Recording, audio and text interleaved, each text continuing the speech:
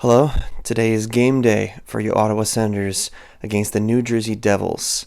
This is Game On Ottawa. I'm Michael Czar, and today we're going to give up some small lineup knowledge about both teams, as well as some small updates on some of the injured and some of the upcoming changes of players in the roster for the Ottawa Senators. Because of the multiple injuries that have faced the Ottawa Senators in recent days, they actually had an optional skate this morning before their game against the New Jersey Devils. So while we do know the lines, they are based off of yesterday's practice. So just keep that in mind in case there are some roster changes when the game starts. The forward group remains the same from the previous game, with Tkachuk, Stützle, and Giroux on the first line, Gregor Norris, Batherson on the second line, Perron, Pinto, and Matteo on the third, and then Cousins, Gaudette, and McEwen on the fourth. The defense is where things really start to change for the Ottawa Senators. You have Sanderson and Travis Hamonic on the top pair, Chabot and Jensen remaining together on the second pair, and Clevin and Jacob Bernard-Docker on the third, reuniting from their little bit of time playing together in North Dakota. We were worried about Ullmark's status heading into this game, and while he did skate this morning, Forsberg is getting the start.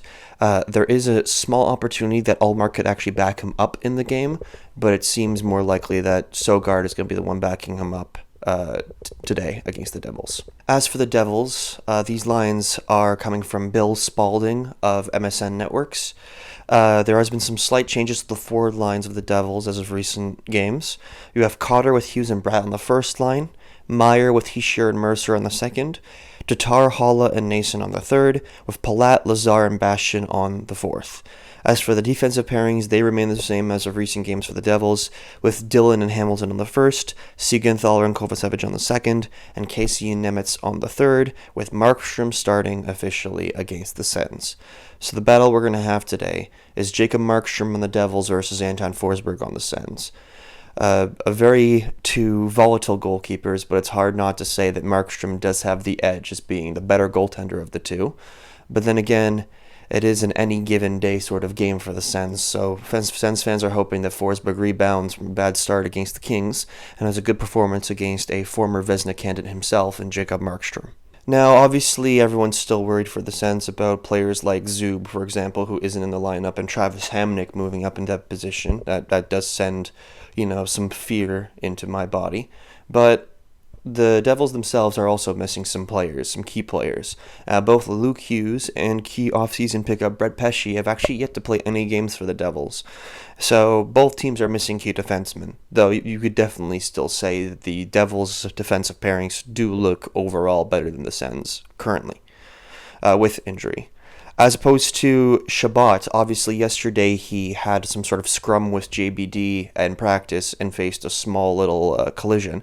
And though yesterday Travis Green did confirm that it wasn't going to affect Chabot's game time or playability, whatever small strain or injury he sustained, he was fine. It does seem to be the case considering he is playing second pair minutes with Nick Jensen today.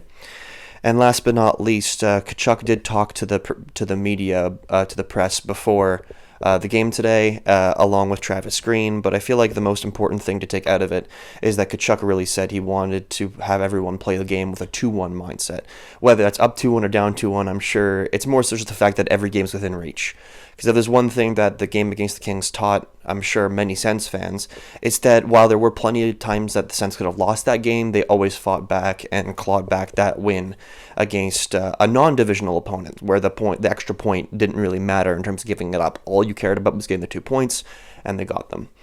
Now, grinding out games is another thing Tkachuk mentioned, so I feel like that's going to have to be a need against teams like New Jersey, especially whenever we're down key players, because they're going to be a really fast offensive team. It's going to be hard to slow them down, but I feel like the Senators still have key players like Sanderson and Chabot that can actually skate with some of the best players on their team, or at least try to. I mean, I feel like Jack Hughes still is going to have a lot of opportunities to score, but then again, the Sens still have a lot of their offensive tools, and players like Stützle and Tkachuk are off to great starts. So as long as they can keep that form up offensively and tighten up defensively, the Sens will still have a shot to win this game.